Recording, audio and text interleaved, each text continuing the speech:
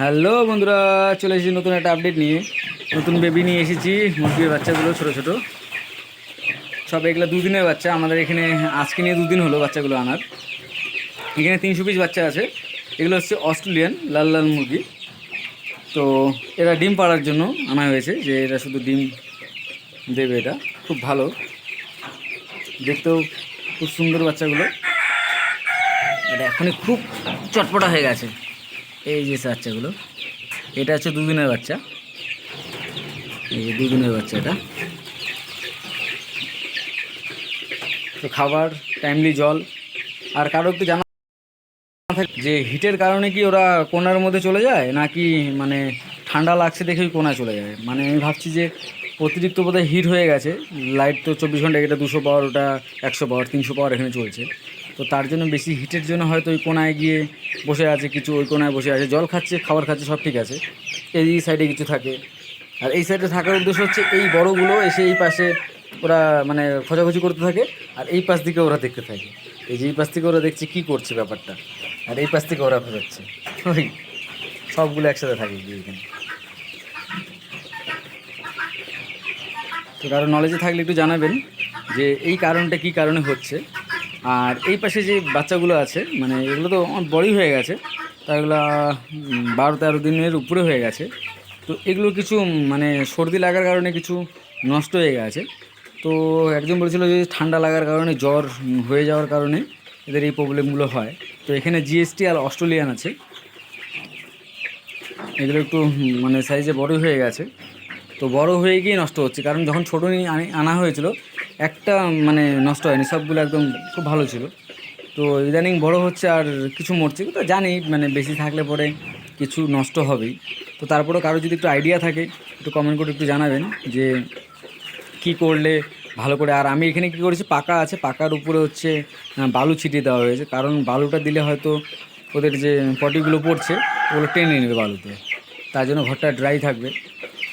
তার জন্যই এই সিস্টেমটা করা। আর অ্যাকচুয়ালি কারো জানা থাকলে একটু জানাবেন যে এখানে ভুসি দিয়ে রাখাটা বেস্ট হয় নাকি বালুতে রাখাটাই বেস্ট হবে। তো এদেরকে যেরকম আমি মানে পেপার দিয়ে রেখেছি, ছোটো বাচ্চা যেহেতু, এদেরকে সব পেপার দিয়ে রাখা আছে। সব বাচ্চাগুলোকে নিচে পেপার আছে, লাইট জ্বলছে, খাবার সব কিছু, জল সব কিছু টাইমলি চেঞ্জ হচ্ছে। তো এটা 2 দিন হয়েছে। তো বাচ্চাগুলো দেখছি যে সব মানে ভালোই আছে, খারাপ না। তো এই বাচ্চাগুলোকে নিয়ে একটু চাপের মধ্যে আছি। তো এদের সঙ্গে এদেরকে একসাথে রাখাটাও একটু মানে অন্যরকম। তার জন্য এই পাশ থেকে টিনের এটা সেট আপ করে ওদেরকে আলাদা এই বক্সে রাখা আছে। তো একটু কারোর নলেজে থাকলে একটু জানাবেন যে কী করলে এই বাচ্চাগুলোর সর্দির থেকে মানে ঠান্ডা লাগার থেকে মুক্তি পাওয়া যাবে। তো লাইট কিন্তু 24 ঘন্টা, এখানে 200 পাওয়ার, ওখানে একটা 100 পাওয়ার চলতেই থাকে 24 ঘন্টাই, সকাল থেকে রাত অবধি চলছেই। তো তারও বলছি কারো যদি একটু আইডিয়া থাকে একটু প্লিজ জানাবেন। তো বাংলাদেশের অনেক ফলোয়ার্স আছে যারা আমার ভিডিওগুলো দেখে। তো তাদের কাছে একটু রিকোয়েস্ট যে আপনারা অনেকেই এই বাচ্চা বা মুরগির পালন করে আসছেন। তো আমাকে একটু কমেন্ট করে বলবেন যে অ্যাকচুয়ালি কী করলে ভালো হয় আর কীভাবে ভালো থাকবে। কিছু কিছু বাচ্চা ঝিমাচ্ছে, কারণ এখন জল খাচ্ছে, জল খাওয়ার পর একটু ঝিমাচ্ছে, সেটা বুঝতে পারছি যে ঠান্ডা লেগে যায় জল খাওয়ার পর। তো তাছাড়াও আদার্স কী করা যায়, কোন সিস্টেমে রাখলে পরে বাচ্চাগুলো নষ্ট হবে না আর বাচ্চাগুলো গ্রোথ হবে। আর ভালো ফিড তো আমি কেনা ফিড যেটা আছে ওটাই দিচ্ছি, ফিড নিয়ে কোনো অসুবিধা নেই। তো এই ঠান্ডা লাগার জন্যই এই মানে আমার রিস্ক লেগে আছে যে প্রচুর ঠান্ডা লেগে গিয়ে কিছু বাচ্চা নষ্ট হয়ে গেছে। তো কারো জানা থাকলে একটু কমেন্ট করে জানাবেন। আর এই বাচ্চাগুলোকে তো 7 দিন পরে ভ্যাকসিন দিতে হবে। একটু ট্রেনে শব্দ করলে সব একসাথে গিয়ে এক জায়গায় জমা হয়ে থাকছে। তো এটা কি অ্যাকচুয়ালি বেশি হিটের কারণে ওরকম কোনায় চলে যায়, নাকি ওদের ঠান্ডা লাগছে দেখে কোনায় চলে যায়? ঠান্ডা লাগলে আমি যতটুকু জানি, ঠান্ডা লাগলে হয়তো বাল্বের নিচে চলে আসবে। তো ঠান্ডা বাল্ব এখানে চলছে, কিছু কিছু বাচ্চা এখানে আছে। আর যাদের বোধহয় এক্সেস গরম লেগে গেছে তারা বোধহয় ওই সাইডে চলে গেছে, আমার যতটুকু সম্ভব। তো কার কী নলেজে, কার কী অভিজ্ঞতা আছে একটু জানাবেন প্লিজ, তাহলে খুব ভালো উপকারিত হবে। তো সব ঠিকই আছে। বাইরে তো আমার যেগুলো ওগুলো আছেই, এগুলোকে এখনও এই যে এই পাশে ঘরে, এখানে ঘরে মুরগ যারা আছে ওরা তো ঘিরে আছে। তো এই সিস্টেমটাকে তৈরি করছি, কারণ এটাতে একটু মানে হাঁস আমি সব সেল করে দিয়েছি, সেল করে দিয়ে এই সেট আপটা করা। তো কারো কিছু কমেন্ট থাকলে, কিছু জানা থাকলে একটু অবশ্যই জানাবেন যে কী করলে ভালোভাবে রাখা যাবে। আর নিচটার মধ্যে কি ভুসি দেবো নাকি মানে কোন সিস্টেমে রাখলে পরে বাচ্চাগুলো নষ্ট হবে না, তো কাইন্ডলি জানাবেন। অনেক বড় হয়ে গেছে দেখতে দেখতে।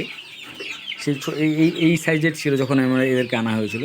এই সাইজের বাচ্চাগুলো এখন এই সাইজ চলে এসছে। তো এত বড় হয়ে যাওয়ার পরে যদি নষ্ট হয়ে যায় তখন সত্যি খুব ভীষণ খারাপ লাগে যে এত ছোটোর থেকে বড় করার পরে এখন ওদের এরকম প্রবলেম হচ্ছে।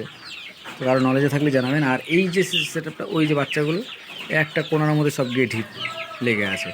আর এই পাশে কিছু ঠান্ডা লেগেছে হয়তো, তার জন্য এই পাশে কিছু চলে আসছে। আর ওই কোণার মধ্যে ঢিকটা ওখানে আছে। তো একটু জানাবেন এই কারণটা কেন হয়, যে একসাথে ওইভাবেই থাকার কারণটা কী। সো ভালো লাগলে লাইক কমেন্ট শেয়ার করে দেবেন। টাটা।